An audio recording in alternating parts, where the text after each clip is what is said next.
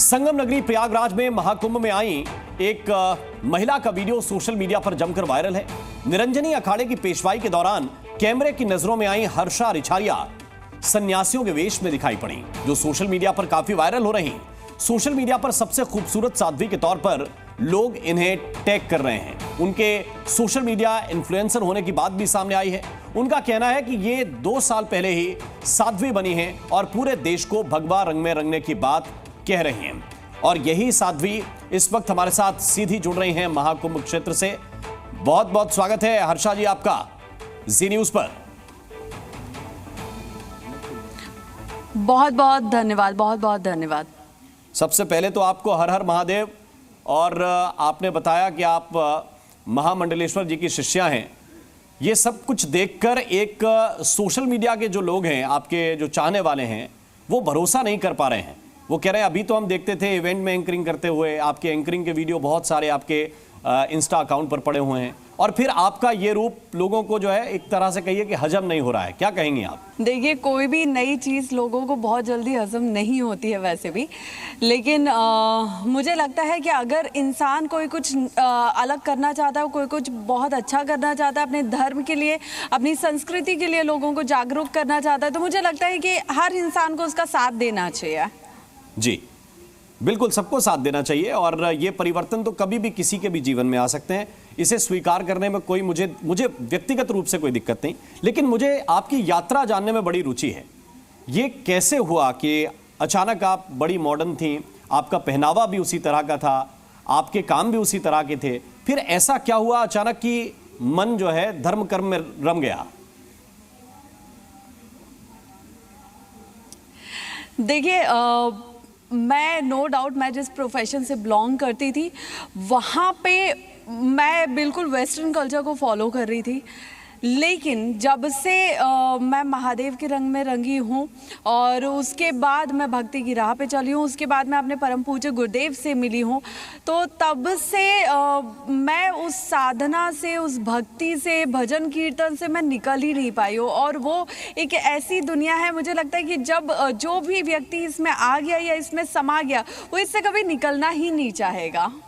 जी, ये बिल्कुल आपने सही कहा, लेकिन मेरा प्रश्न इसी से जुड़ा हुआ था कि ये संतों की संगति कैसे आपको प्राप्त हुई, कैसे पूज्य गुरुदेव तक आप पहुंची, ये यात्रा कैसी है?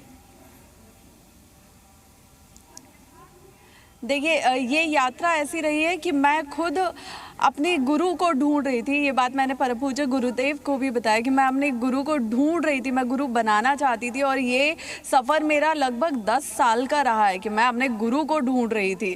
तो उसके बाद मैं केदारनाथ गई और केदारनाथ में मैंने अर्जी लगाई, मैंने महादेव से विनती की, और वहाँ से जो मेरे अंदर की भक्ति महादेव के प्रति जो मैं गई हूँ, उसमें समाई हूँ, महादेव में समाई हूँ, तो वहाँ से फिर मैं आगे बढ़ती गई। और फिर अचानक से मुझे गुरुदेव का सानिध्य प्राप्त हुआ, उनका आशीर्वाद प्राप्त हुआ। उसके बाद जो कहते हैं ना कि मैं जो भटक रही थी इधर से उधर, मुझे एक सही दिशा मेरे गुरुदेव ने दिखाई है। उसके बाद मैं उस दिशा पे चल रही हूँ, बहुत अच्छे से चल रही हूँ। अब 2 तरह की दुनिया आपने व्यक्तिगत रूप से अनुभव की है। एक वो जहाँ पे हंसना खेलना, दूसरे तरह का आनंद है, वेस्टर्न कल्चर वाला आनंद है, जिसमें लोग शराब पी रहे हैं, आनंद कर रहे हैं, बड़े बड़े म्यूजिक पे, हैवी साउंड्स पे डांस कर रहे हैं, और एक दूसरी तरफ यहाँ भी स्पिरिचुअलिटी का आनंद है। इन दोनों को आप कैसे अलग करके देखते हैं? देखिए, मैं उस प्रोफेशन में होते हुए भी मैं हमेशा उस प्रोफेशन से थोड़ा सा कटी रही, क्योंकि जितने भी लोग मुझे जानते हैं मेरे प्रोफेशन से, वो ये जानते हैं कि मैंने अपनी लाइफ में कभी भी कोई नाइट पार्टी अटेंड नहीं किया। पर्सनली मैंने अपनी लाइफ में, पूरी लाइफ में सिर्फ एक अपनी फ्रेंड की बर्थडे पार्टी अटेंड की है, एक फ्रेंड की शादी अटेंड की है, पूरी लाइफ की मैं बात कर रही हूँ। तो कहीं ना कहीं मैं हमेशा सोशल लाइफ से पर्सनली मैं बहुत दूर रही हूँ कि मुझे वो पसंद नहीं था। लेकिन अब जो मैं कर रही हूँ वो मुझे बहुत पसंद है, वो मुझे बहुत सुकून देता है, बहुत मेरी आत्मा को तृप्ति देता है।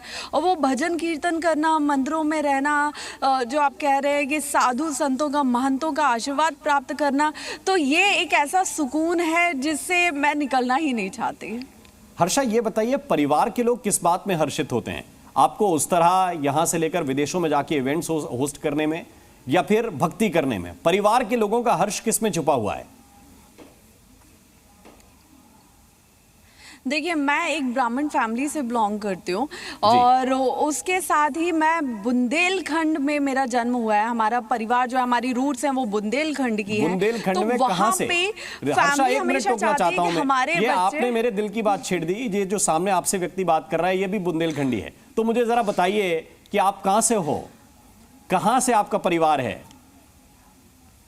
मैं झांसी के पास मऊरानीपुर जी, और थोड़ा सा और आगे बढ़ जाइए तो गुरसराय से ये व्यक्ति है, जिला वही है। तो रिछारिया जी की बिटिया हमें ये बताएगी अच्छा। कि परिवार के लोगों की जो संगति है, बाप क्या बता रही है आपको?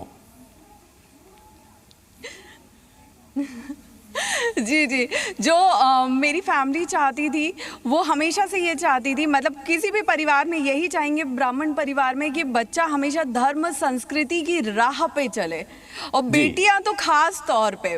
तो वो मेरा प्रोफेशन था जो मैं अपने लिए कर रही थी, उसमें भी उन्होंने कभी ऑब्जेक्शन नहीं उठाया। हमेशा मेरे मम्मा पापा ने, मेरे भाई ने मेरा सपोर्ट किया हर जगह। लेकिन आज मैं जिस जगह पे हूँ वहाँ पे वो उनको थोड़ा सा वो लग रहा है कि मैं सच में सन्यासी ना बन जाऊं, वो उनको थोड़ा सा लग रहा है। बाकी उसके अलावा उनको सब बहुत अच्छा लग रहा है। बिल्कुल, तो ये सन्यास की दीक्षा में भी उन्हें पीछे नहीं हटना चाहिए अगर आपका मन है तो। लेकिन मुझे ये बात बताइए कि ये कल्चर कैसे आपकी पढ़ाई लिखाई कहाँ पे हुई? क्योंकि अगर आप मऊरानीपुर की बात करें, झांसी की बात करें, तो फिर ये इवेंट होस्टिंग वाली चीजें नहीं आती वहां पे। फिर यहाँ पे आए और फिर वापस आप जाकर इस जो है आध्यात्मिक जीवन में प्रवेश कर गए। हर्षा, ये कैसे रहा सब कुछ? मेरा, जैसा कि मैंने बताया कि मेरा जन्म वहाँ का है, लेकिन मेरा बॉटअप जो है वो भोपाल में हुआ है। मेरी सारी स्कूलिंग, सारी पढ़ाई भोपाल में हुई है और वहीं से मेरी जो एंकरिंग की शुरुआत है, इवेंट लाइन की शुरुआत है, वो वहाँ से हुई है। जी, अच्छा हर्षा, ये भी बताइए, इन 2 वर्षों में गुरु महाराज ने क्या क्या सिखाया आपको? अभी आपकी दिनचर्या क्या है? देखिए, मेरी जो दिनचर्या है वो ये है कि मैं फ़िलहाल ऋषिकेश में रहती हूँ। मैं लंबे टाइम से ऋषिकेश में रह रही हूँ। तो मैं सुबह उठती हूँ, मैं मेडिटेशन करती हूँ, साधना करती हूँ, उसके बाद मैं वॉक करती हूँ, वॉक के बाद मैं घाट पे जाती हूँ, मैं योगा करती हूँ, फिर मैं वापस वॉक करके वापस घर आती हूँ। देन मुझे जो चीज़ें करनी है, जो मेरा रिटर्न वर्क रहता है, मेरी रीडिंग रहती है, तो मैं रीडिंग करती हूँ। जो चीज़ें और मुझे जानना है मैं उनके बारे में पढ़ती हूँ। मैं खुद अपना कुकिंग वगैरह करती हूँ। देन शाम को मैं कीर्तन में जाती हूँ, मैं कुछ मेडिटेशन क्लास भी जाती हूँ। एंड देन उसके बाद वापस से शाम की साधना होती है, मंत्र जाप होता है, पूजा होती है, जो मेरा 1.5-2 घंटे का टाइम ले लेता है। देन उसके बाद मेरी गुड नाइट हो जाती है। अच्छा, कुछ मंत्र जाप आप करती हैं? गुरुदेव ने कोई मंत्र दिया जो आपको सबसे अच्छा लगता हो, जिसमें आप रमती हो, अगर आप हमारे दर्शकों को सुना सकें तो? नहीं, देखिए, मंत्र दीक्षा, ये जब गुरुदेव भी अपने शिष्य को मंत्र देते हैं तो वो यही बोलते हैं। नहीं, मैं वो मंत्र नहीं पूछ रहा हूं जो गुरु ने आपके कान में फूका है। बीच में रहना चाहिए। हर्षा, मैं वो नहीं पूछ रहा हूं जो आपके कान में फूका गया जी। मैं तो बस ये पूछ रहा हूं जिस मंत्र जाप में आपको आनंद आता हो, प्रभु की भक्ति का कोई मंत्र, कोई श्लोक आपको अगर दर्शकों के लिए सुनाएं तो। देखिए, एक मंत्र है जिससे मेरी ज़िंदगी बहुत ज़्यादा बदली है और मुझे लगता है उसके बाद मुझे गुरुदेव का आशीर्वाद भी प्राप्त हुआ है, और वो है ओम नमो भगवते रुद्राय नमः। जी, तो भगवान रुद्र के लिए समर्पित आपका जीवन है। अच्छा, कुछ चीज़ें ऐसी हैं जो दर्शक जानने चाहते होंगे। आपकी इंस्टा फैमिली खासतौर से, जिस पे आपके 1 मिलियन से ज़्यादा लोग आपको फॉलो करते हैं, ये जो रील्स हैं ये अभी आगे भी इसी तरह से जारी रहेंगी या धीरे धीरे घटा देंगे साध्वी जी? नहीं नहीं, बिल्कुल भी नहीं।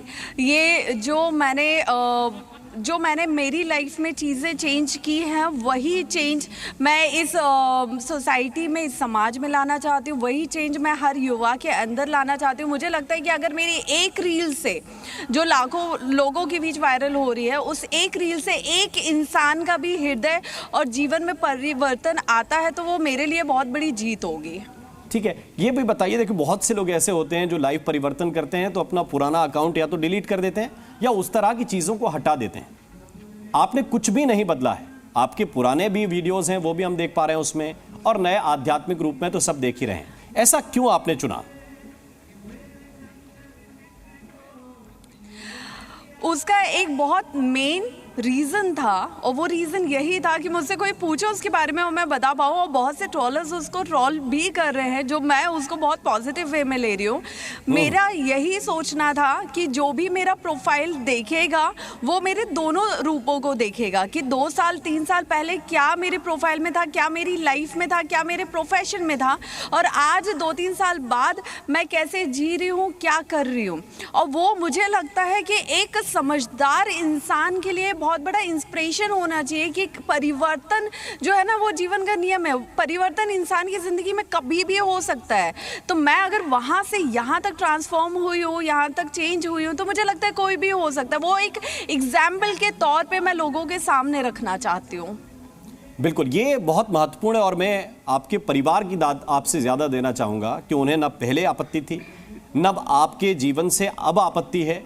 और वो लोग जो महिलाओं को जज करने लगते हैं, आप ख़ास तौर पे देख रहे होंगे सोशल मीडिया पे अभी जो चल रहा है, वो शायद इसलिए चल रहा है कि इतनी खूबसूरत भाई साध्वी क्यों हो सकती है, या इतनी खूबसूरत महिला है या लड़की जिसको कहूँ मैं, कम उम्र की बच्ची है, वो क्यों इसमें आध्यात्म में जा रही है। उनकी आपत्ति इस बात को लेकर है।